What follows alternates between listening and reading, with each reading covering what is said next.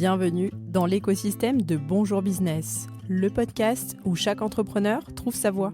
Ici, nous partageons le vrai visage de l'entrepreneuriat. Vos histoires, vos questions et vos ambitions sculptent notre contenu.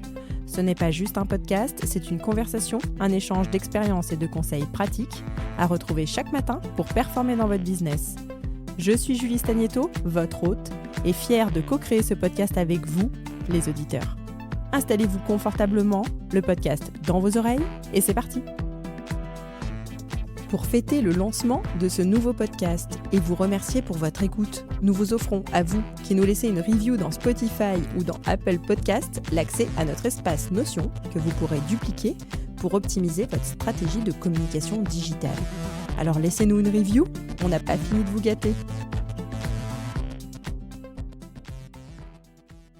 Bonjour à tous, je vous souhaite la bienvenue dans l'épisode 3 de notre série sur la niche business.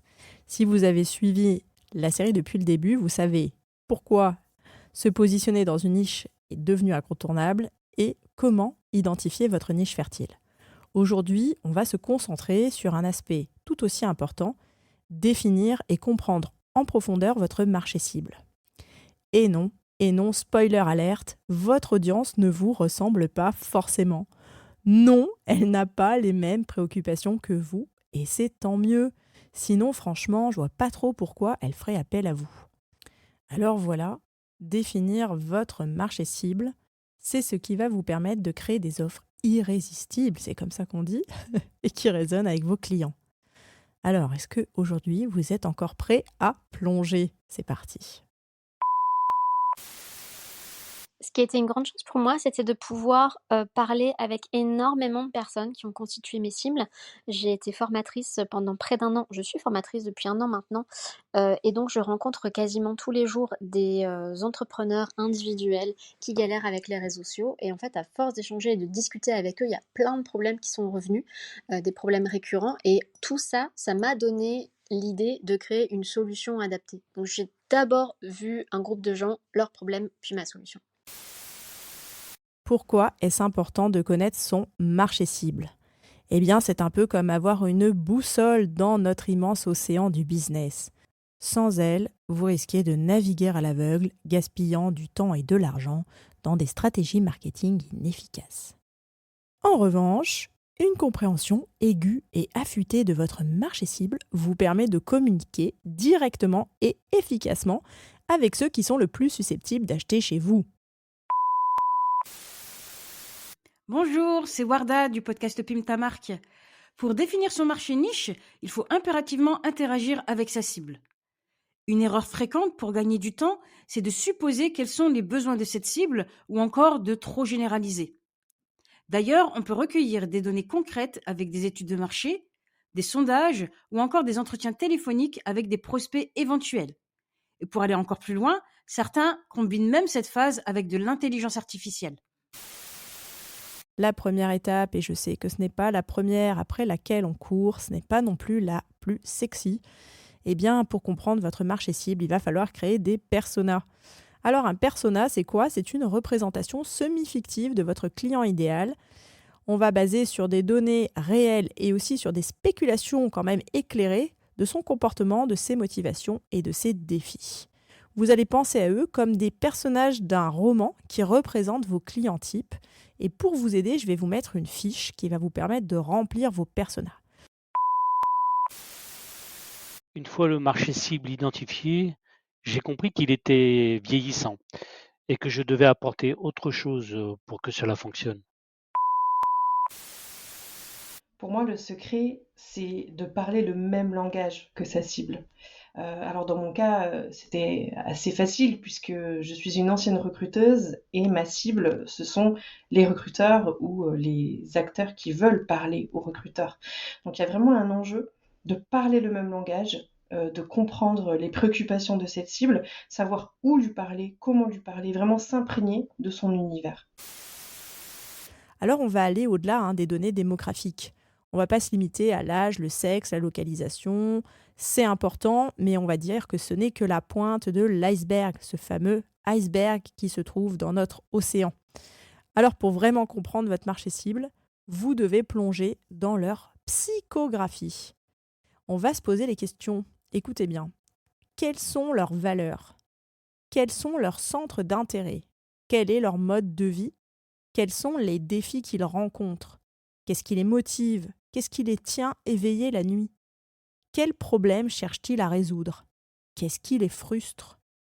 Et enfin, quelle est leur situation actuelle et vers laquelle veulent-ils aller? En plus de la fiche sur le personnage, je vous noterai également ces questions en description de l'épisode. Alors comment on fait pour comprendre son marché cible? Eh bien la clé, c'est de les écouter. C'est d'écouter les personnes qui la constituent. Mais alors quand je dis écouter, c'est vraiment écouter activement. Pour ça, moi je trouve que le moyen le plus efficace, ce sont les entretiens. On peut également utiliser les sondages, ou on peut participer à des discussions sur les réseaux sociaux et les forums, mais à mon sens, faire parler oralement votre audience, votre cible, est le meilleur moyen. Je vous donne un tips, pendant ces temps d'échange, notez leurs mots exacts. Les fameux verbatim sont de l'or pour votre communication marketing. Il y a un autre format qui est surpuissant, c'est d'organiser un temps de rencontre comme un webinaire. Alors en première partie, vous y apportez énormément de valeur sur un sujet spécifique et ensuite vous laissez place à la partie des questions-réponses et là, vous ouvrez grand vos oreilles. Moi j'aime bien avoir un temps de questions-réponses plus long que le temps de présentation. Exemple, 20 minutes de présentation pour 40 minutes de questions-réponses. Un des facteurs clés de la réussite de Merci les Abeilles, magasin de tissus bio en Suisse, a été de mettre en place des systèmes de précommande. Je repérais des nouvelles marques, des nouveaux motifs, des nouvelles collections et les proposais via un groupe Facebook à mes clientes. Celles-ci devaient voter pour leur motif ou leur tissu préféré.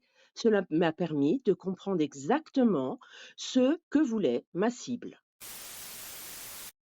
Une autre méthode intéressante et complémentaire est d'analyser les comportements grâce aux outils numériques. Quel est le comportement en ligne de votre marché cible? Sur quels réseaux sont-ils? L'âge peut déjà être un indicateur. Quel site visitent-ils? Quel type de contenu ou de format consomment-ils? Quels sujets récurrents cartonnent auprès d'eux? Ça va vous donner des insights qui sont très précieux sur comment et où communiquer avec eux. Enfin, vous devez analyser les objections. Votre proposition, votre offre doit répondre à ces objections. Écoutez, notez et levez ces objections. Exemple, j'ai trouvé, moi, récemment, un service d'agenda organisationnel vraiment très spécifique. La première question que je me suis posée, c'est « Mais qu'est-ce qu'il y a à l'intérieur? Est-ce que réellement l'organisation qui est proposée dans cet agenda à 50 € va me convenir ?» Eh bien, le fait que le site me présente quelques pages, que je puisse feuilleter un petit peu cet agenda organisationnel, eh bien, ça m'aide, par exemple, à me projeter. Eh bien, moi, mon objection, elle a été levée par le fait de me montrer un échantillon. Je pense que la première chose qui va importer pour définir sa cible et mieux comprendre son besoin, c'est soit de la fréquenter, tout simplement, de passer du temps avec elle, soit d'avoir été à sa place. Donc, en l'occurrence, nous, c'est sur la base des formateurs qui ont besoin de salles pour leur formation. Ayant été formatrice, je sais que parfois, on est obligé de donner des cours dans des cafés et que c'est pas intéressant pour un formateur à cause du bruit. On passe aux actions immédiates. Vous allez développer 2 personas de votre marché cible. Je vous mets en téléchargement dans la description de l'épisode le modèle type d'une fiche de persona. Vous allez utiliser les informations que vous avez sur vos clients actuels, vous allez compléter par des recherches de marché et vous allez construire des profils détaillés de vos personas. Je vous donne un tips. Si vous produisez déjà du contenu, observez là où il y a le plus d'engagement. Regardez aussi chez vos confrères qu'est-ce qui fonctionne. Si vous n'avez pas de contenu, eh bien, basez-vous sur ce qui se fait ailleurs. Quels sont les mécontentements? Quelles sont les insatisfactions? Et au contraire, quels sont les éléments qui ont été publiés qui remportent le plus de succès? Une autre action immédiate est de discuter avec votre cible. Pour ça, mettez en place Un audit gratuit. Mieux même, on ne va pas dire gratuit parce que ça laisse supposer qu'il n'y a pas beaucoup de valeur ajoutée. On va dire un audit offert. Et vous allez profiter de ce temps d'échange, donc préparez-le bien sûr un petit peu à l'avance, parce que l'objectif de votre audit offert, c'est de mieux comprendre les défis, les préférences et les habitudes de vos clients cibles pour soulager leur douleur. Et nous concluons maintenant cet épisode. Comprendre votre marché cible n'est pas un exercice à faire une fois pour toutes. C'est un processus continu que vous allez faire évoluer avec votre entreprise et avec le marché lui-même. Les efforts que vous investissez aujourd'hui pour connaître profondément vos clients paieront par une communication qui sera plus pertinente, des offres qui sont mieux ciblées et finalement un business qui sera plus prospère.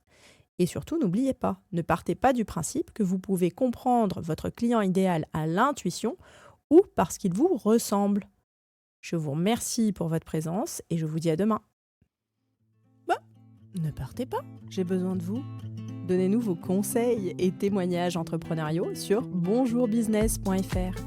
Prenez le micro et rejoignez les co-créateurs. Abonnez-vous pour retrouver les prochains épisodes directs dans votre bibliothèque.